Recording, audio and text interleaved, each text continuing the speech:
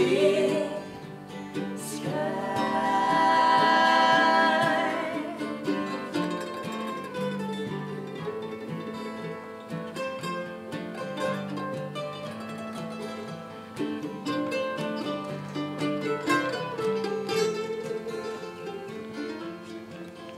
There's a rising sun on the horizon line, open door to a drifter's mind,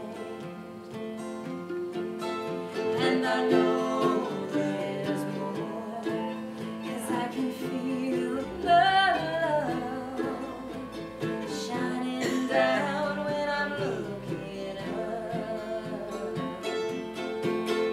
It's a great big sky. It's a great big sky. It's a great big sky.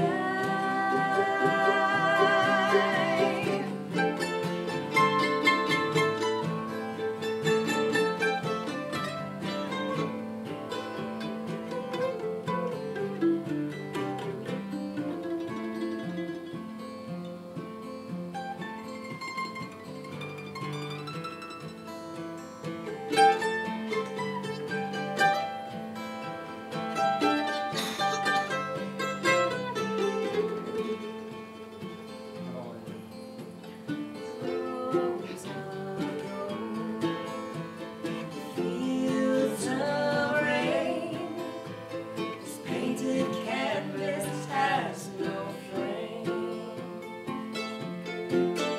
It's a great big sky. It's a great big sky. It's a great big sky. It's a great big sky.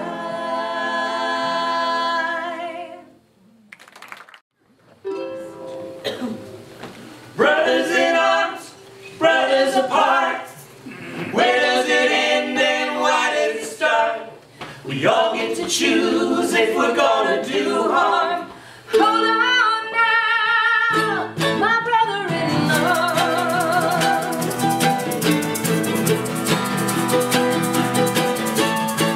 It was 1864. Door was closing on that Civil War, tearing all our families apart. Losing limbs, we lost our heart. Shiloh, Vicksburg, and Bull Run, damn, they killed everyone. I saw battles like no other. I saw brothers killing brothers. Red, white, and black and blue, being colors running through. Broken hearts, broken homes, so many lovers left alone.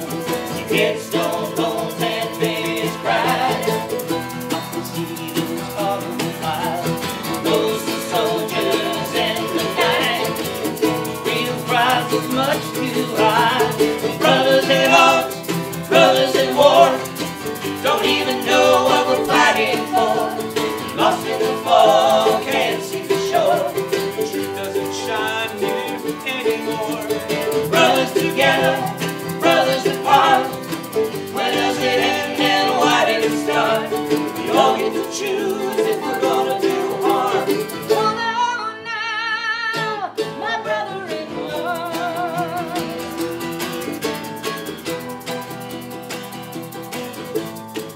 It's 1964, civil rights, a civil war, going where we've been before, black and white, rich and poor.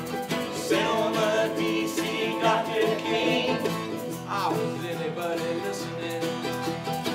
Still divided, lines are drawn, this just keeps going on, yeah. Brothers in arms, brothers in war, don't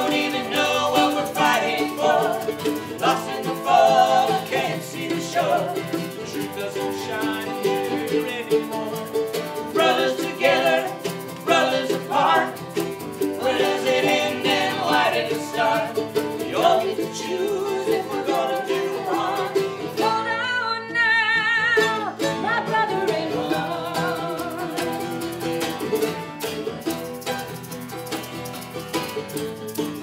Here we are at an end, choosing sides against our friends. Black and white, red and blue, nothing changes, nothing's new. Nothing's heard when bridges are burned. We all forget which way to turn. So much fear is driving us now. We gotta make it through somehow. Brothers at odds, brothers in war, don't even know what we're fighting for. Lost in the fog, can't see the shore. The truth doesn't shine here anymore. Brothers together, brothers apart. Where does it end and why does it start? We all get to choose if we're gonna do harm. Take my hand, my brothers-in-law.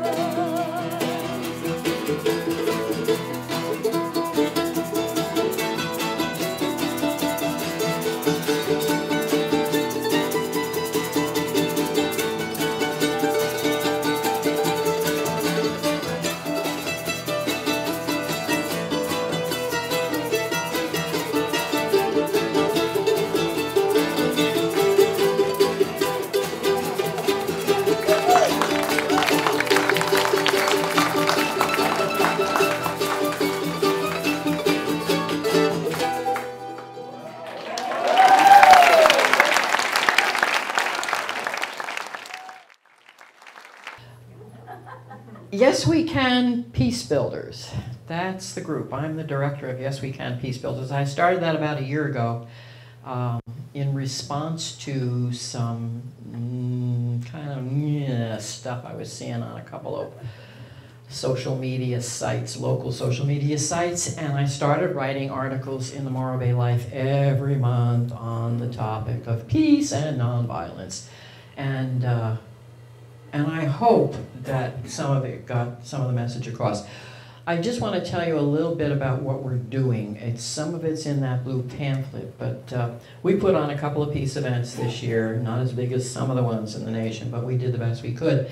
But I have joined the United Nations Association, and through them I came in contact with Youth for Human Rights International, and they have a curriculum teaching children their 30 basic human rights that were instituted by the United Nations in 1948.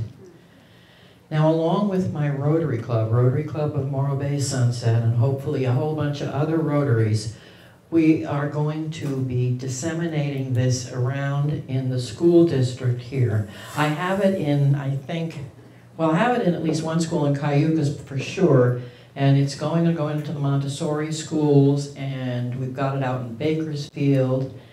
And I don't know, where is Loretta Butts? Wave your hand wherever you are. Oh, there you are. Loretta Butts is our former district governor in Rotary, and she met up with a guy by the name of Paul Chappell, who has joined in Campaign Nonviolence. And Paul is with the Nuclear Age Peace Foundation in Santa Barbara.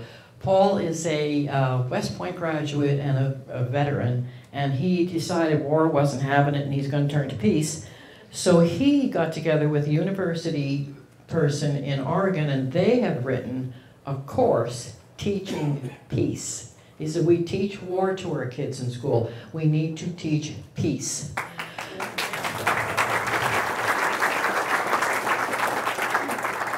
So I took the bull by the horns, Loretta, and I contacted Paul 2 weeks ago, and I said, hey Paul, we're doing the 30 basic human rights up here in the school district, and you're doing teaching peace in Santa Barbara. Would you like to collaborate? I mean, you don't get anywhere if you don't ask, so I ask. And he said, yeah, can you come down to Santa Barbara on December 1st and come to the Santa Barbara Rotary, and we are going to swap curriculums. So I had to tell that tonight because I see she's beaming over there, that this is what we're doing. I'm very enthusiastic about this project.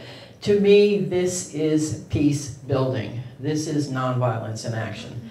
And we're going to do a lot more because we just talked to the mayor tonight. And maybe we're going to do a little something like a, can I say it? A little proclamation that's going to establish Morro Bay as a non-violent city. How do you like that? Is that cool? Okay. I have to thank a bunch of people, not the least of which is the Women's Guild of St. Timothy's Church, who very graciously have come forth to sponsor this event for an honorarium for John. And, you know, they're doing the kitchen and everything for us, and we want to thank them. I want to thank Bonnie Jones for helping me out. I also want to thank Heather Vesterfield, who isn't here, but she did a lot of promotion for us. And I'm sure I'm forgetting people, but I want to thank my Rotary Club because they have helped me out with my peace events. Mary Hudson, Jessica Weiss, our president, and Trina Doherty. Now, Trina is in Yes We Can Peace Builders. That's part of my steering committee. She's the president of the Friends of the Library. I have Janet Gould, the principal of Del Mar School. I have Paula Hewlett, the pastor of United Methodist Church, and they are our fiscal sponsors, so should you want to write a check and put it in the bowl on the back that says donations, donations, donations, because it's really hard to do this for nothing. We try to do it for nothing, but it's really hard. So we would appreciate your generosity, but Paula Hewlett and Sandy Wynn, who is my massage therapist, and graciously lets us use her place of business to do our steering committee meetings. And Patricia Rogers Gordon, where are you? My lovely African-American sister. She's on the steering committee with us too. And I hope I haven't forgotten anybody, but okay. So that's what we're doing, and if you want to know any more, if you haven't signed up on the sheet in the back, sign up on the sheet in the back. And we will get information to you both about our group and what John's doing. Aha. Now, so I met up with John because I decided to do the Nonviolent Cities Project. And he kept telling me, you got to do this like Carbondale, Illinois. And I said, we are not Carbondale, Illinois. This is Morro Bay, and we are different. And we went back and forth with emails like crazy and phone calls like crazy. And finally, I had this opportunity because God, you know God, she said, John's doing a retreat in Kirkridge, Pennsylvania, Kirkridge Retreat Center in Pennsylvania. And I said, hey, God, I don't have the money to go to Pennsylvania. I'd have to take a flight out there early. I'd have to find a place to stay. I'd have to rent a car. I don't have that kind of money. And she said, no, no, no. It's Bangor, Pennsylvania. You have relatives that live there. Okay, I can go. So she found me, God found me a nice low rate, plane rate, and I flew out and got there by midnight, and I went to the retreat center, and he said, I will spend some special time with you and talk to you and tell you how to do this, see? So he said, sign up on the sheet, and I'll have this time. So I took the last time of the day. Yeah. And so I come into the hall, and I open the door, and he's sitting up there like on a throne. And my friend who I met there, Brad Wolf, is sitting directly in front of him, and I'm thinking, what is this, confession but without the screen? I said, I'm not sitting like that. So I went up, he's groaning over here. So I went up there and I sat to the side of him, see, and I was ready. And he turned to me and he gave me the biggest yawn in my face. And I thought to myself, something not very nonviolent, what, did he not have his nap today? But I thought, no, just, you know, go do it, Ruth Ann. But then he pointed to his watch and he said, okay, we have 25 minutes, what do you want to tell me? Really? But I did tell him. I'm trying to do the Nonviolent Cities Project. We're not like Carbondale, Illinois. This is Morro Bay. I need help. What am I supposed to do? Tell me what to do. And he leaned forward, looked at me with his beautiful blue eyes, and he said, Ruth Ann, give it to Jesus. I wanted to give it to somebody, all right, but it was not Jesus.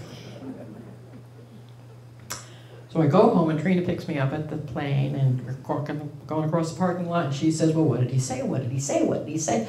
I said, he's singing to Jesus. She said, what did he say? I said, he said, give it to Jesus. But I did give it to Jesus. I said, okay, Jesus, doing the Nonviolent Cities Project. Here it is, I'm sending it up. John says, send it up. Here it is, you got it. Well, Jesus sent it right back down to me and said, what are you giving this to me for? You're supposed to do this. I just wanted to tell you that because that's a little bit of a different way to introduce John. Because usually what people do is they say he is an international lecturer, a peace activist, been arrested 86 times, written 36 books, 4 times Nobel Peace Prize candidate, once by Archbishop Desmond Tutu, and has spent about a year in prison for hammering on an F-15 fighter jet with a little hammer.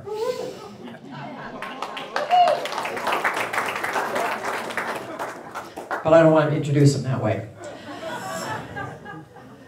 However, it's not important that is John Deere. I know he thinks he's important, but it's not important. What's important is what he's going to tell you tonight, what he's going to say. And I want to thank all of you for coming. This is a wonderful, wonderful turnout, and I'm just absolutely over the moon because of it. Now, we have to swap mics because I got a mic on me that's going to be helping the filmmaker. By the way, this is Simo Nylander. He is an award-winning documentary filmmaker. He keeps sticking me in his documentaries. I don't know why, but he won the San Luis Obispo Film Festival for the best short documentary. And I think you got best cinematographer for something. Where was that? Was the same film? Down in LA. Yeah, down in LA. So we keep doing this, you know. It's really good. So we're going to swap microphones, and then John's going to speak. Okay? I hope I get this back in here. And that has to go back in there. If you can't do it, we have to. Ken will help you. All right, I got to take this off. Good evening, everyone. No, don't go yet. It's so nice to be here. Thank you all so much for coming out today. I have to get this off. Wait a minute. Really, I thank St. Timothy's and the Women's Guild and wherever Bonnie is. Where are you, Bonnie? There it is. Got it? A round of applause for Bonnie for organizing. And how about a round of applause for Keystone for bringing us together. Thank you so much. Well, he's got to put this on you. This is for the YouTube. But anyway, how's everybody doing tonight here? You know, I'm so happy to be in Morro Bay. And I just had, you know, I was here once before in this parish and I've looked forward to this for so long. But I had to go down this afternoon to see those otters. They're just ridiculous. Because I look at them like, don't you have a job? You're just lying there, you think you got all the time in the world. But I know they got a whole thing going on. They got their little ones and they do stuff for the feeding and they're protecting each other. But they just make you feel good about life and creation. They're just so healing and disarming. And then you got these seagulls that are just massive. They're like New Yorkers. Like the one that was sitting right there, and he's like Robert De Niro. Are you looking at me? It was incredible. It's such characters. And then the rock. You know, you just can't help but look at the rock. It's kind of hypnotic, you know. What I'm trying to say is, I'm not feeling that sorry for you all here in Morro. I really want to thank the Stereo Chickens. That was wonderful. Thank you so much. It was really terrific. My whole life ambition was to be a stereo chicken, and it didn't work out. Huh? You can make that happen. Thank you. It'll be a setback for you all. It's, you know, if I say anything, I just want to say thank you, thank you, thank you for all that you all do for peace and justice. And for creation, for Morro Bay, for God. And I just want to encourage you to keep at it in a bad time, to keep at it. You know, I went to South Africa a couple of years ago to see the great Archbishop Tutu, and it was one of the great days of my life. And I walked into the room, and there was no hello, like, thank you for flying halfway around the world. He's a little guy. He comes up to me, grabs me by the collar, and goes, John, you and I have to work for peace and justice until the day we die. So are there any questions? Wasn't that something? Like, no, nobody's off the hook. And Ruth Ann asked me to talk about peace and justice and nonviolence. And so what I propose, if that be okay, is, you should talk about the world of what? War, injustice, total violence. The alternative of the way of peace and nonviolence. Maybe some of the spiritual roots of that. Maybe I could tell a few stories. Maybe give a few concluding points. We have time for questions and comments. And by the end of the evening, we will have resolved everything. Aren't you relieved? Now, I always thought, you know, the point of life, and especially if you live in Morro Bay, my God, was to be at peace with yourself, with your family, your kids, your neighbors, this beautiful creation, these spectacular creatures, everybody in California, everybody in the country, everybody in the world. And to see life as a journey on the road to peace, toward a new future of peace and the God of peace. Isn't that wonderful? How are you doing with that? It's a great way to reflect on your life. I really invite you to look at that. How are you a peacemaker? How have you been a peacemaker? How are you a peacemaker right now? And if the great man, Archbishop Tutu, is right, how are you going to be a peacemaker from tonight till the day you die? This is the greatest need on the planet for all the creatures. It's a great reflection. And the thing is I'm reporting to you is you're all doing that. We're all peacemakers. This is what it means to be human. But how can you go deeper?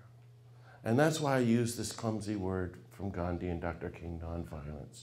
When did you realize you're not walking the road to peace, but you're like the rest of humanity barreling down the highway of war and injustice, a person of violence? And when did you begin to wake up and turn around and go the other way and walk the path of peace and nonviolence? And what new steps do you have to take, especially in this moment, to fulfill your vocation for the God of peace and humanity and creation, to do your part for peace, to be a person of great nonviolence in a world of total violence, to become a peacemaker? I love these questions, and they're really worth sitting with for the rest of your life. And they're lovely. I hope you think about them. What happened to me was, well, as you see, it's so sad. I could have been a stereotypical. And I decided to give my life to Jesus, and it's been downhill. No. And my parents were utterly appalled. I was a dopey kid at Duke in the 70s, and they begged me not to. Wait a year, at least you're going to be a Jesuit. Where did we go wrong? And they thought, oh, I can wait a year. Yeah, I'll do that. And I thought, what do I want to do? Well, if I'm going to spend my life following this guy, I should get to know the lay of the land. I went back to my mother. Mom, Dad, I'm going off to hitchhike through Israel for 3 months to see where Jesus lived. My mother was like, it's worse than we thought. And sure enough, I was a dopey 21-year-old kid, got a plane ticket by myself to fly to Tel Aviv. And that week, Israel invaded Lebanon. Do you remember the Summer War of 1982? I researched it for my book. The U.S. organized the whole thing. We killed 60,000 people in 3 months. All the Holy Land tours were canceled. There was nobody there. It was full-on war. They actually called it, you can Google it, in the Pentagon, Operation Peace for Galilee. I get there, I'm hitchhiking through Jerusalem, walking through Bethlehem and Nazareth, completely oblivious, not very bright, as you see. I just got my Bible, never read it, went to the Sea of Galilee. I'm going, this is beautiful. this, and because it's just massive blue lake and green hills, and it was a Wednesday afternoon, July 1982, and I get to the North Shore, and there's a little chapel, if you've been there, it's all changed now, McDonald's. And there I was, and I walk into the chapel, and it's a room the size of this room, and there's graffiti on the wall of the church. It said, I quote, I'm not kidding you, "Blessed are the poor." And I went, well, that doesn't sound good. Blessed are those who mourn. Blessed are the meek, the gentle, the nonviolent. Blessed are those who hunger and thirst for justice.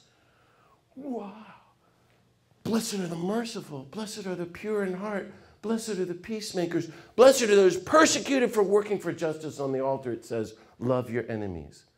The chapel of the Beatitudes.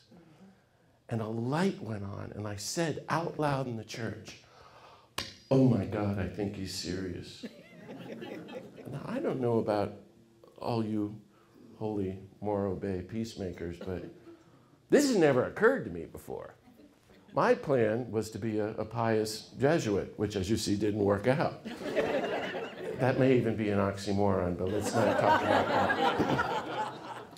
And I walked out on the balcony. I can go on and on, so forgive me, but there was the whole Sea of Galilee, and when you've been walking for 3 months by yourself on holy pilgrimage with the Bible, you start talking to God, and I'm looking up at the sky, and I'm going, are you telling me this is what you want? This is the job description of the Christian? It's not anything we think. It's hunger and thirst for justice. Be a peacemaker. Be persecuted for your work for justice. And I thought, and I thought, and I thought, and I said, okay, God, I promise to live my entire life working for the Beatitudes and the Sermon on the Mount. Thank you very much. On one condition, if you give me a sign. This was brilliant because I found a loophole because we don't get signs anymore. I could say, hey, I tried, but you didn't come through. And just then, there were all these loud explosions, and 3 huge black Israeli jets fell from the sky, breaking the sound barrier, setting off sonic booms, swooping down over the Sea of Galilee, flew over my head, dropped all these bombs, and killed people 15 miles away at the border of Lebanon. And I was like, okay, I'll work for peace and justice. I'll never ask you something. But I've thought about, that's what happened to me. That's why I'm here tonight. I thought about that my whole life. And I think for a split second, I opened my eyes, like in case God appeared. And what did I see? The reality of the world, which is mass murder. Sisters and brothers, killing sisters and brothers all over the planet. Who cares? Nobody cares. In the name of God, in the name of Jesus, even at the place where he said, love your enemies. I invite you to reflect on that. And I realized it had been going on every hour for the 2 weeks I had been camping out at the Sea of Galilee. Who cares? It's just another war. But I think with the Word of God in that moment, it shocked me. And I entered the Jesuits and immediately went and sat at the feet of my great teacher and friend, Daniel Berrigan. Some of you remember the Berrigans, and Dan died last year at age 95. Mythic figure against the Vietnam War on the cover of Time magazine and all. And he was like, yeah, it's nice to meet you, kid. Go get arrested at the Pentagon and report back to me. If you're a friend of the Berrigans, you have to go and get arrested, like weekly. And I did, and now, as you heard, I have a problem with recidivism. I've been arrested many times, and it's not pretty. We better not even talk about it. I was just arrested, Ruth Ann, in January at the inauguration of He Who Must Not Be Named. And it was like a potpourri of protests. And I was like, well, I'll go. And so I went to the Supreme Court, where some friends were marking the 40th anniversary of the modern death penalty movement. And we held a banner the size of that wall. You can look it up on Facebook. It said, "Stop Executions." We were church people, the leaders of Black Lives Matter, people who had lost loved ones who were killed, but they were against the death penalty, and a guy who had been 21 years on death row before he was found completely innocent. And he got arrested with us. We're just holding the banner saying, "Stop Executions." We just see we're just harmless, nice people, church people. I'm trying to make them laugh, Ruth Ann. It's not working. And gosh, they arrested us and put us in chains and beat us. And we were chained for 12 hours. And then they threw us in the cell, which hadn't been cleaned since 1843. No, it hadn't been cleaned, because there was a bottom thing and a top thing in the door, and the whole walls were covered with cockroaches. Now, this was a whole new kind of post-doctoral nonviolence experiment. Gandhi never said, when you get into the cell, be nonviolent to the cockroaches, but we think he probably thought. Anyway, I'm getting off astray, but you can see this is my life journey.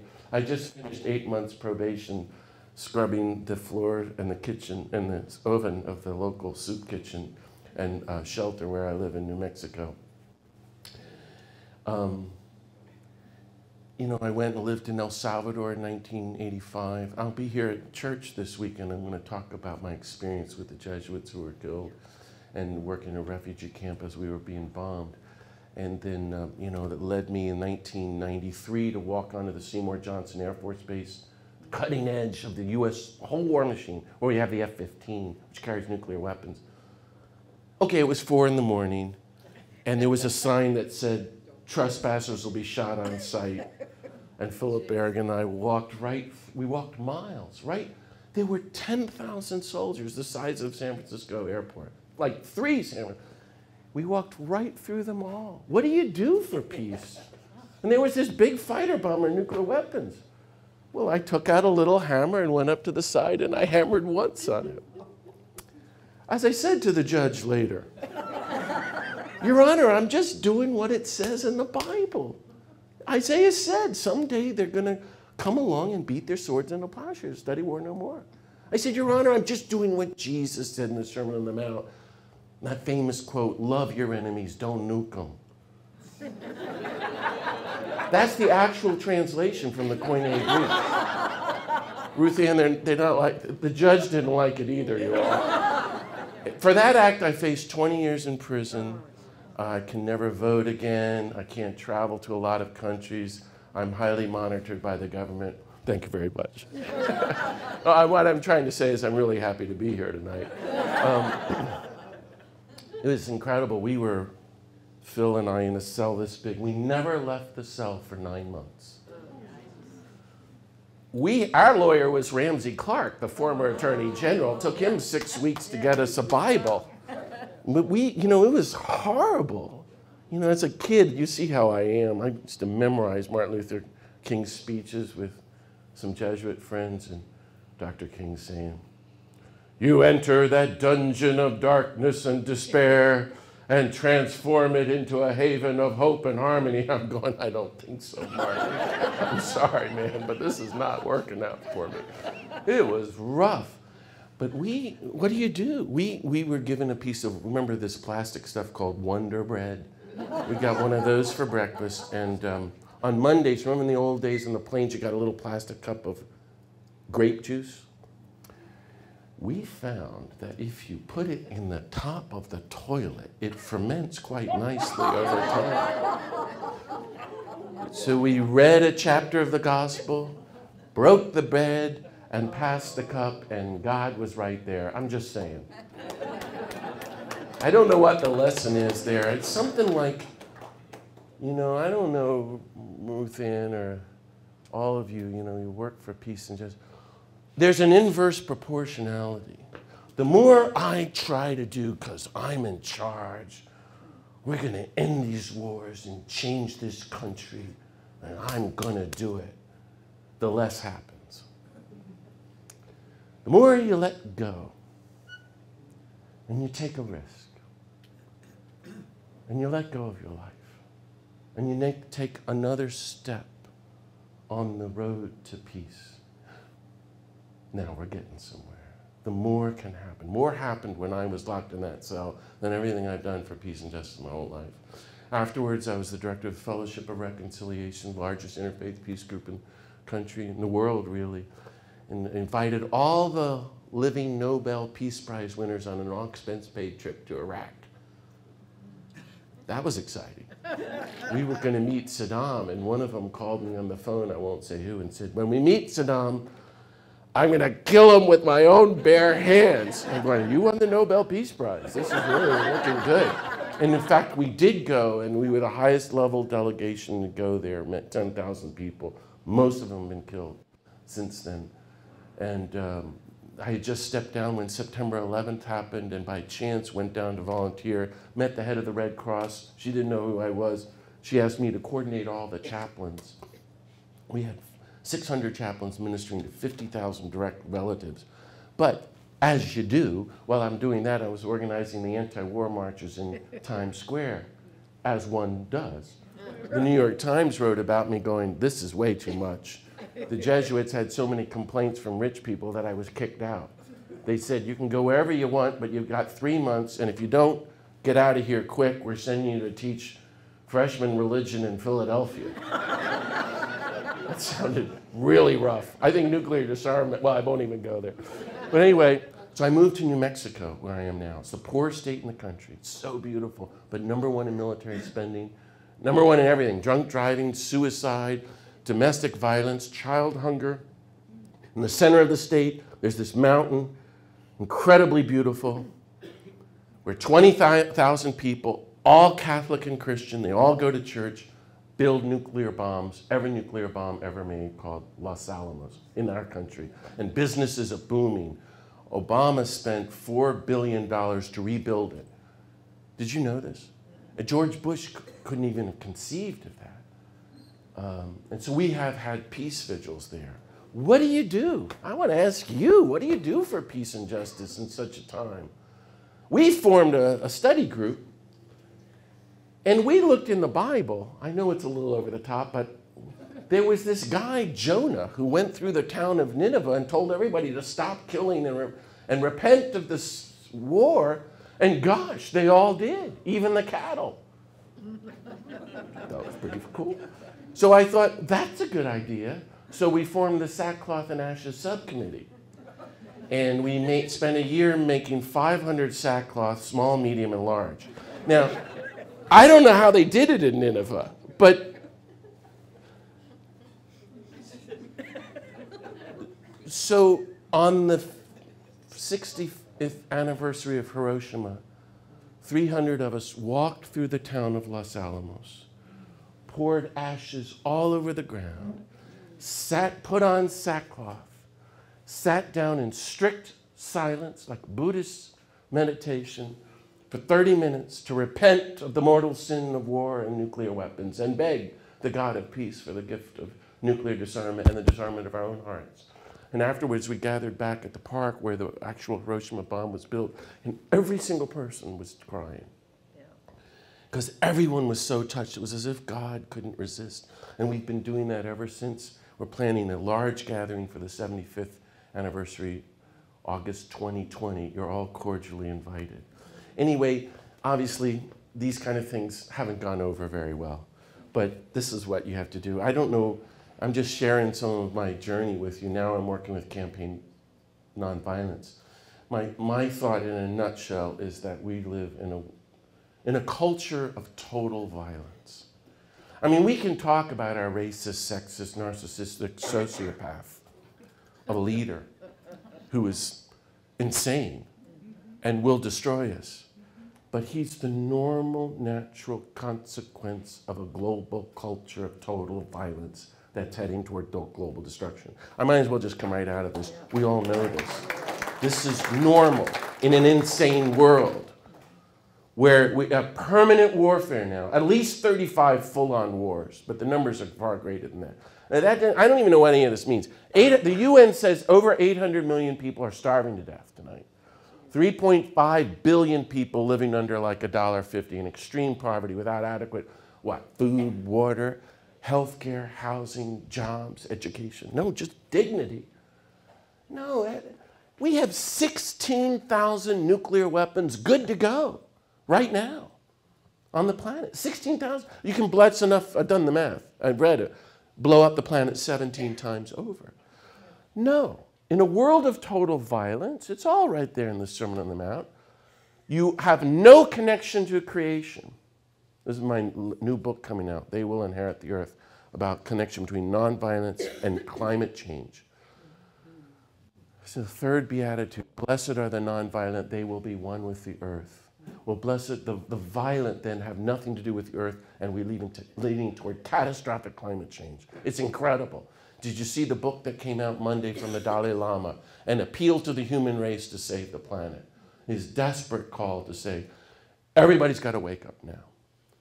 But I can look at the whole planet as a world culture of total violence, and you can name me chapter and verse of all the other kinds of violence. We can talk all night about racism, sexism. You haven't gotten rid of the death penalty in California? Torture. On and on. And it's all legal and legitimate and normal and spiritual. There's a spirituality of violence that says, go kill them as the will of God. Might makes right. The shocking thing of Mahatma Gandhi and Martin Luther King and Dorothy Day is that they came along, these giants, and said, I'm going to put it stupidly because I don't know, I'm trying to figure it out myself. Violence doesn't work. That's the best I figured out. War doesn't work. War never brings peace. War always sows the seeds for future wars. This is the math. Violence in response to violence always leads to further violence, a never-ending downward spiral. No, John. We got to go kill somebody. Let's kill Hitler or Saddam or Osama bin Laden. That's the addiction to violence. I mean, basically, nonviolence is like a global sobriety, a 12-step group, and tonight's a chapter of Violence Anonymous. Hi, I'm John. I'm addicted to violence. Hi, John. I'm telling you my sad story. We're all making restitution, make amends, turn to our higher power, and try to become sober people of nonviolence. Daniel Berrigan said to me as a kid, what's really happening, it's way beyond, he's trying to get into Paul language. We are addicted to death. Death as a social methodology. We bring good things to death. You and I are saying no more. War doesn't work. Violence doesn't work. It's a dead end. We know this now. The facts are in. But not only that, since we're here at St. Timothy's, we can say, this is what's gotten me in trouble. Death threats from my own parishioners. It was a setback for the church. War is not the will of God. Try saying that, you know. War is never justified. War is never blessed. War is never endorsed by any major religion. War is the demonic. That's what mortal sin is. So we're peaceful people practicing peaceful means toward a peaceful future. My problem with you is Gandhi uses this stupid word that nobody likes. Ahimsa. Nonviolence. I like it because nothing else is working. The word peace doesn't work for me. Everybody's for peace. Hitler was all for peace.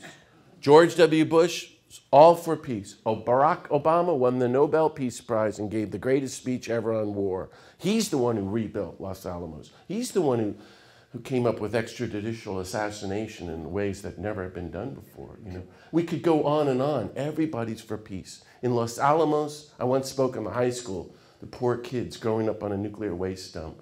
They're both parents building nuclear weapons, and they're saying to me, we are the greatest people for peace on the planet. I say, why do you say that? Because our parents told us that. Love doesn't work for me. I heard in the car coming here, the commercial was, I love my car. I love my oil change company. In fact, I love my car oil. I was like, what happened to our language? But you know, nobody uses the word nonviolence because you just can't quite co-opt it. And that's why I stay with it. If Gandhi or Dr. King were here, they talked about nonviolence morning, noon, and night. And I know it's a clumsy word, but I invite you to use it. Active nonviolence if you want, however you want to create a nonviolence. My question for you is, how do you define it? How are you a person of nonviolence? What would it look like, dare I even say it, that we could create Morro Bay or the world as a new culture of nonviolence? And I've been working with the Vatican now, of all things, and the Pope has been now saying this. The future is to create culture of nonviolence. Thinking about you here in Morro Bay, and it's like your own corner of paradise, why get involved? You know, I think that's your struggle because you live here, it's so beautiful. You know, it's the old slogan. I think you have to keep working at. Think globally, act locally. Isn't that how it goes? You have to get yourself out of Morro Bay and say, I'm a human being living on planet Earth, one with my sisters and brothers who are dying. When you go there, you're entering into nonviolence. That's how I define it, if you're with me for a second here. Nonviolence means, at the heart of it, it's the spiritual truth of reality that we're all one, already reconciled, already united. All of life is sacred. The deeper you go into the truth of our reality, every human being on the planet is your very sister and brother. And this is the spiritual journey to wake up to truth. In fact, we're all one with all the beautiful creatures and Mother Earth. It's so spectacular. You never heard anybody ever again, much less be silent or passive in the face of permanent warfare, 16,000 nuclear weapons, 800 million sisters and brothers starving to death, catastrophic climate change. There's nothing passive about peacemaking, nonviolence. It's active love, pursuing the truth of our common unity, right? Giving our lives to persistently reconcile with every human being on the planet. You can do this in Morro Bay. You can be a light to California if you dare step up to the plate more and more. This is where I'm going with this. Persistently, publicly resisting the structures and institutions of death and killing. Practicing from tonight to the day you die. Are you ready? Unconditional, nonviolent, non-retaliatory, all-encompassing, all-inclusive, universal love. Ruth Ann, they're looking at me like, this guy's had too much coffee. It's just not working. Well, I have news for you. There's one catch. This is what you're not going to like. This is what I want you to think about. Are you sitting down? Buckle your seatbelts. We're expecting some turbulence. There is no cause, none, ever again, for which you and I will ever support, no matter what they tell us, the taking of a single human life. We do not kill people. We do not kill people who kill people to show that you shouldn't kill people. We give our lives to try to stop the killing of our sisters and brothers around the planet. And this is why I think I like this word that Gandhi and King insisted on. Nonviolence draws a boundary line. And it says, you know, I'm not going to be part of the culture of killing. And if I can stay within that, this is the spiritual life. Then you can learn what love is.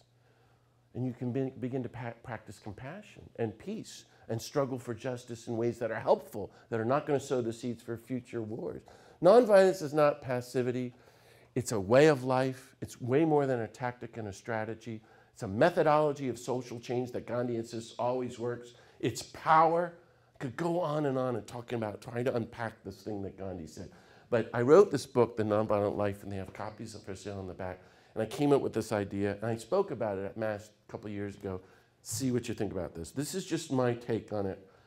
That nonviolence, at the level of Gandhi and Martin Luther King, which is where you and I are all going, why not? Let's go for it. Holistic nonviolence requires 3 simultaneous attributes. Okay, you're with me here for a second? You have to do all 3. Here they go. Number 1, you have to be really nonviolent to yourself. How's that going? Because we're all addicted to violence. And everyone in this room, we're all wounded victims of violence. What happened to you? Very important to reflect on. How were you hurt by your parents, your brothers and sisters, or in your early childhood? Or a victim of the culture, racism, or sexism, or a war, and destroyed? And so how have you internalized violence? And you're constantly beating yourself up.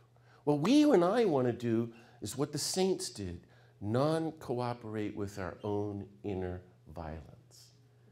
We want to practice our politics of nonviolence in the world, in our own hearts, to create, like Jesus, the old days in the Catholic Church, to have a sacred heart, a nonviolent heart, to allow the God of peace to disarm your hearts. Friends, to let go of all your hurts and wounds and anger and brokenness and bitterness, resentments. Forgive everybody who ever hurt you. let it go. And let the God of peace give you a new heart of peace. So that we can radiate personally the peace we seek politically. That we can cultivate interior nonviolence. Okay, that's just step number one. Number two, at the same time you're doing your inner work, and you've got to do this, if you want to stand up publicly on the demonstration line, because what happens with violence is when somebody comes up and starts yelling at you, or like, you know, in the war zone when they want to kill you, I can testify on this. If you're not doing your inner work, I'm starting to hit things now, I'm sorry. If you're not doing your inner work, the violence of somebody to you, or you know, pro-killing or whatever, is going to trigger your own wound. And you're going to want to respond violently. This is why we have to be so mindful and conscious. But this is about trying to change the world. At the same time, number two, you want to practice meticulous interpersonal nonviolence toward every person you know, everyone in Morro Bay, everyone on the planet, and all the creatures and Mother Earth from now on. How's that going for you? That's what Gandhi and Dr. King said. Now, you're all, of course, people of peace. We all love peace, of course. But deep down, there's someone we'd like to get back at with just a little revenge. And it's so strange that that person, let's say the difficult person in your life, a relative, you know, a church person, a public figure, friends, they're your teachers of nonviolence because they are showing you your violence. You want to kill them, or at least run over them after church, you know. I mean, please. So how have you learned to respond nonviolently to the difficult people in your life in the world? There's a methodology about this. We want to apply it politically. While you're doing that, third, at the same time, every person from now on has to be part of the global grassroots movement of nonviolence. Everybody. Everybody's needed. Everybody's Rosa Parks. Everybody could be Rosa Parks, that tipping point. I love what Archbishop Romero said. Nobody can do everything, but everybody can do something. I was with Cesar Chavez, the great leader of the farm workers, shortly before he died. It was like midnight, and I said to him, Cesar, if I'm ever speaking to people and they say, John, what should we do? I said, what should I say? And this is what he went. He went just like this. He started hitting his fist, and he said, John, tell everybody for the rest of their lives they have to do public action, public action, public action for justice and peace. Do some public action. If you're not involved, pick a cause that motivates you, the environment, the homeless, working to end war, women, whatever it is, get involved and do it well. If you are involved, thank you, deepen your commitment, and do it with a lot of love. So those are my three things. I can see they didn't go over very well. No, because we're good at one of them. Isn't that the lesson of the 60s? I mean, in the churches, oh my God, there's a lot of really, what should I say, really nice people. Really peaceful. And they're not doing anything about the world. I actually don't think that's Christianity. I'll just cut to the chase. Because Jesus was martyred. And then on the far side, there's all of us who are activists. And we're mean and nasty and working really hard, a lot harder than you, because we're all for peace. Well, it's just not working. Isn't that, you know, and in the 60s where you saw that with young people, maybe some of you were there, that you burn out. You don't sustain yourself for the long haul. We need something more than anger to motivate us. That's why you have to do all three. I find that helpful. So for me, my work now, we've launched this national movement called Campaign Nonviolence. We picked September 21st, International Peace Day. And every year, this was our 4th year, we called upon the country to take to the streets for a week. We had marches, public actions, events, and I said, let's just be against everything. War, racism, poverty, nuclear weapons, environmental destruction. And we're for, as Dr. King said, the coming of a new culture of nonviolence. And gosh, last September we had 1,606 events. Did you know about this? Some of you may have. And we even hired a national PR firm and can get any press, but around the country, people are responding. In Delaware had 60 events with almost 4,000 people. We documented all of this. Next year, just before the congressional elections, we're hoping for 2,000 events See, Ruth Ann, I want stuff to happen I invite stuff to happen in Morro Bay, trying to be nonviolent, and San Luis Obispo and all here. You all are being very nonviolent, by the way. I'm still working it. Then we launched the Nonviolent Cities campaign because I was in this town, Carbondale, as Ruth Ann was saying, Illinois. And they're telling me that they started working with the mayor and the city council. These are hardcore, longtime activists. Because they began one night to talk about Dr. King. What would Dr. King say about Carbondale? Well, what's the future of our city? A nonviolent city. So they launched Nonviolent Carbondale. And for 10 years, they spent a year with the police, a year with the schools, every school teaching nonviolence, police being nonviolent, a year with all the different congregations, every religious community teaching nonviolence, a year with the healthcare system, a year on the 3 or 4 poorest blocks, and really made a difference. And they're breaking new ground. Today we have over 50 cities in the country. And I was telling Ruth Ann, in September I was in Cincinnati, and 400 people came out with the vice mayor and the city council to launch Nonviolent Cincinnati. This is a hopeful organizing tool. You could do that here and San Luis Obispo and throughout California to be a light to the California and the rest of the nation. You have more power than you realize. I know it's nearly midnight and I've been going on and on like this, but can I just say a couple other things? We are in a church, so I just put it this way. I think nonviolence, especially interfaith nonviolence, is the future. And that nonviolence is at the heart of every major religion. Judaism has a spectacular vision of shalom, where in fact the oracle says there will be no more death on all my holy mountain. It's incredible. Islam means peace. I know hundreds of Muslims in Detroit radically working for social change through Muslim Islamic nonviolence. But that's not what George W. Bush said. No, that's what it's about. Wow. Hinduism is practically embodied by Gandhi. And the Buddhists, don't get me started on these Buddhists. And forgive me for being a name dropper, but in the peace movement, I've known this great Zen master, Thich Nhat Hanh, for 30 years. And he's like that. He's saying, we're going to be so mindful and centered in the present moment of peace. We're only going to breathe in peace. And we're only going to breathe out peace. We're going to show infinite compassion toward all sentient beings. No, let's not stop there and be so narrow-minded. Let's show compassion to the ground, the air. It's spectacular. But if you can just bear with me for a second, I want to propose the possibility that even Christianity, dare I say even Roman Catholicism, is about nonviolence. Now hold it right there. I know that's rough. Gandhi says Jesus is the most active person of nonviolence in the history of the world. Did you know that? Isn't that incredible? I just love that. And then the poor guy goes along and says, you know, and the only people on the whole planet who don't know that Jesus is nonviolent are Christians. Is he right? Yes. If Jesus is violent, I think you could say, well, you know, forget him. If Gandhi's right, that this is the epitome of nonviolence, now we're getting somewhere. He's showing us how to be human. All his teachings are spectacular nonviolence. Blessed are the peacemakers too. What Tolstoy spent 25 years on the verse that you never hear anybody quote, offer no violent resistance to one who does evil. That's a translation from the Greek. To love your enemies, be as compassionate as God.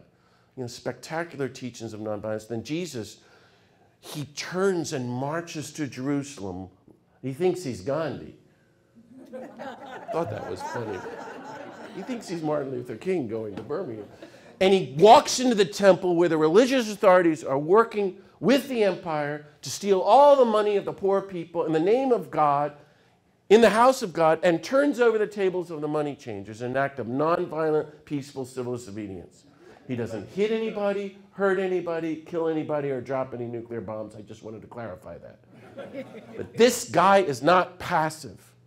He's active, daring, bold, public, revolutionary, troublemaking nonviolence. In fact, I wrote a whole book on this because I have this problem with recidivism on the types of civil disobedience Jesus came up with. And I came up with 12 categories. And then I just realized everything the guy did was illegal. It was just a one-man crime wave walking through the Roman Empire. So imagine, it's 2004. I was in Denver, and I'm talking like this. It's a packed church. And this sweet elderly woman raised her hand, and this is what she said. We're bombing Iraq. She goes, John, this stuff on nonviolence is so interesting.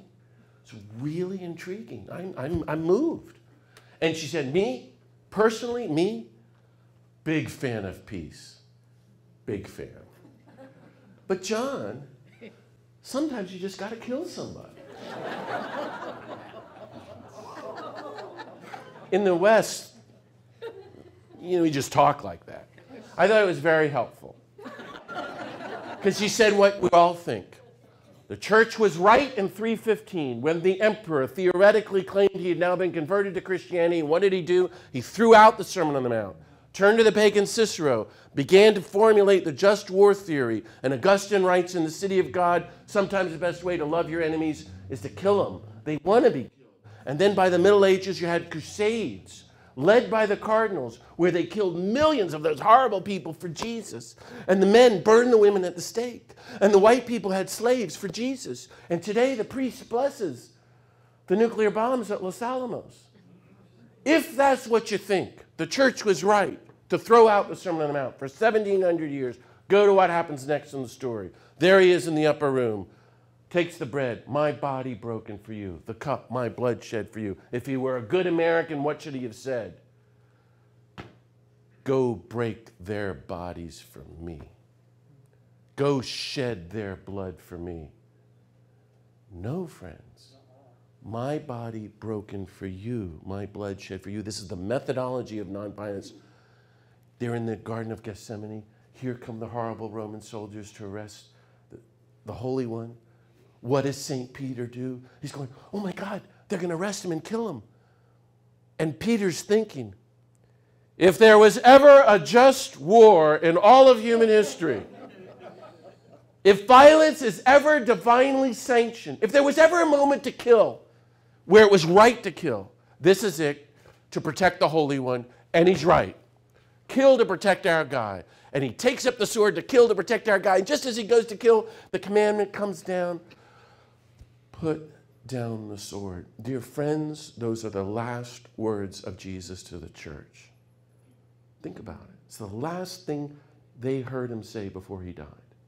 And I submit it's the first time they understood who the Holy One is, because Peter's thinking, oh my God, this hippie is all full of peace, love, and justice and nonviolence, and he's not going to defend himself with violence, which means we don't get to defend ourselves with violence, which means we're out of here. And they all abandoned him, and then you go and read Gandhi. King said Gandhi's the greatest Christian theologian. This is really playing with me. And Gandhi says Jesus goes deeper into nonviolence, dying saying, you're all forgiven, but the days of killing are over. And Jesus becomes a spiritual explosion of nonviolence and rises, comes back and says, peace be with you. Peace be with you. Peace be with you. Now you go and walk the road of peace and nonviolence into a world of total war and violence. And fulfill your vocations to be blessed, holy peacemakers, the sons and daughters of the God of peace. That's what you're doing. That's what we're called to do in this terrible moment. I encourage you, don't give in to despair. Don't give in to fear. Don't give in to apathy. There's nothing I can do. That's what they want us to believe. Don't give in to the false feeling of powerlessness. Let's rise to the occasion. Become our best selves and do our part for a new world of peace, justice, and nonviolence. Thanks so much for listening to me.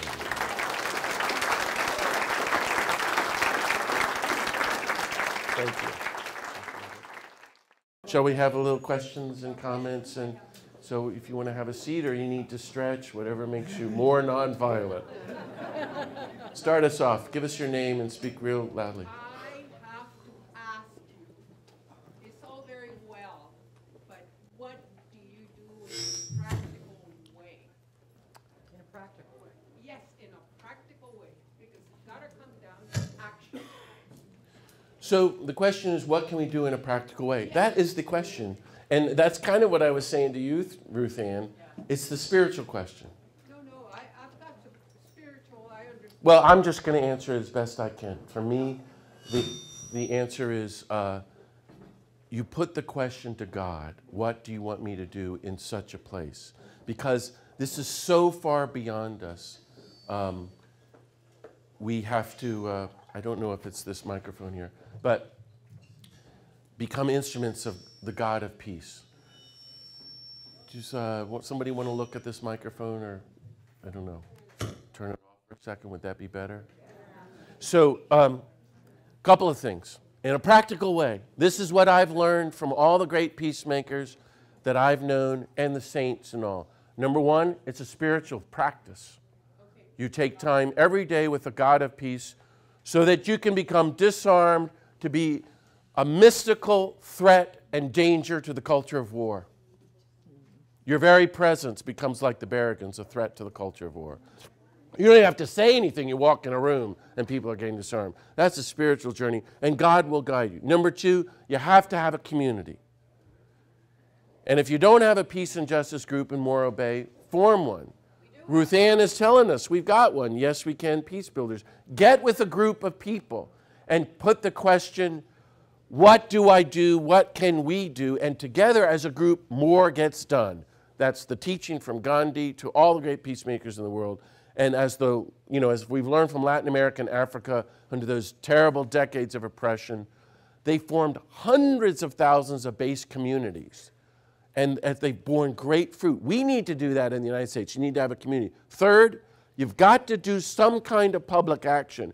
I can't tell you what to do, but I urge you to discern and to act your way into a new way of thinking. Don't wait. That's why I keep putting myself in harm's way, going into war zones or going to get arrested, because I can give lectures and write more books and meet with millions of people, but I think active nonviolence and peacemaking happens on the streets and on the ground in a public forum. This is the lesson of Jesus on the cross to Gandhi, to really engage and even use your body. So I can't tell you how, but I encourage you to do something. You can say, well, I need to know it's really the right thing. Well, then that's very American. And that's what the culture has taught us. That's not the spiritual path. The spiritual path is to trust and go forward and to take a risk. The minute you are clear about what you're to do, that's the clue that you're on the wrong path. Thank you very much. It's things like that. Now, Daniel Berrigan told me as a kid, if you want to be hopeful, you have to do hopeful things. And you can work one-on-one, but I urge you, I love the soup kitchen here, as Bonnie knows that you all do. It's great, critically important. But you got to also move from charity to justice. Why are there so many poor people in the world? And the minute you start working for justice, you go, where's the money going? It's going into trillions of dollars for war, and nobody's talking about that. And that leads you to start working for disarmament. And when you start working for disarmament, you end up like Mahatma Gandhi. Well, what are we talking about? We're talking about a whole new way of life, a world of nonviolence. These are great questions. I urge you to keep taking action. And really that means getting involved in the movement. I can't stress this enough. The only way change has happened throughout history, we know this historically, especially in our country, is bottom-up, people power, grassroots movements. It does not happen from on top. And you want to get inspired, study the abolitionists, the suffragists, the labor movement of the 30s, the civil rights movement, the anti-Vietnam War movement, the beginning of the environmental movement. Right now, we know 2/3 of the human race are personally involved in grassroots movements for justice and peace, nearly all of them nonviolence. It's an unprecedented time. There have been 85 nonviolent revolutions in the last 40 years. Did you know that? All of this has been documented now by the top 10 intellectuals on the planet, the social scientists who hired this massive team. They studied every war and conflict from 1900 to 2006, and they proved through math, these were not activists, they're friends of mine, they're big scholars, that Gandhi was right. Where nonviolence is organized, it leads to nonviolent democracies and nonviolent socialistic cultures. So we have to all be involved in the movement. I sort of am at the point of, it almost doesn't matter because it's all one. Just step one foot in the movement and stay with it, and you're connected to the whole global movement, and God can use you. The more you let God disarm your heart and surrender your life to justice and peace, the more can happen. And that's the spiritual practice. Yeah, you're going to say something in the red hat over there. Or we can come back and talk later if you... No, I want to talk about meditation, or maybe I want you to talk about meditation, because I think in the three, what were the three principles that you were talking about with nonviolence? Nonviolence to yourself. The first one being yourself, so before you go out in the street. I actually, with all due love and respect, didn't put it quite that way, and I thank you for saying that. I said it first, but I said they're all equal three, you have to do all three. Whereas you just said it's a slightly, I got to work on myself, and then I'll go out the door. And I say that because that's a real American trap. A lot of people in the world don't feel that way. But I remember I spoke in 1985 in Connecticut, and this sweet lady said, I promise you, John, I am going to work on being perfectly peaceful the rest of my life. And when I've achieved that, then I'll get involved in working to end war. And they never forgot. It was so helpful. That's not nonviolent. I'm just being extreme here so you can see my point. And that's not Christianity or any of the religions. But I am saying you have to do that work, and you have to be involved in the struggle, and you have to be careful of all your relationships. It's actually even harder. Okay, having clarified that, well, you wanted to ask me about meditation and the inner work. Okay, tomorrow. Let me just say a word then about it. You want me to? No. Okay. Tomorrow, I'm hosting a meditation group where I live in a community building. I've been doing it. It's an extension of a meditation group at the library here in Morro Bay. How wonderful. Huh? Wonderful. Yeah, and we just sit quietly Yeah. and look at our thoughts, Yeah. and look at our violence, Yeah. and look at our hurts. Yeah. And I find that very, very important. Very The important. other steps. Thank you so And you much. don't have to go out and wave banners, I don't. Mm-hmm. You might just offer your neighbor something. Mm-hmm. It can start with the simplest thing. Mm-hmm. I think we can get very overwhelmed if we think we have to go out and march. Thank you very much. With all due love and respect, I guess I'm not saying that. I would disagree. Because, I can tell you a lot, that you do have to do something publicly for justice and peace, especially in this moment as we're facing global destruction. Oh, but it doesn't have to be in group. It could be simple things in the neighborhood. The history is being proven that grassroots movements can disarm nations and change unimaginable things. What's that?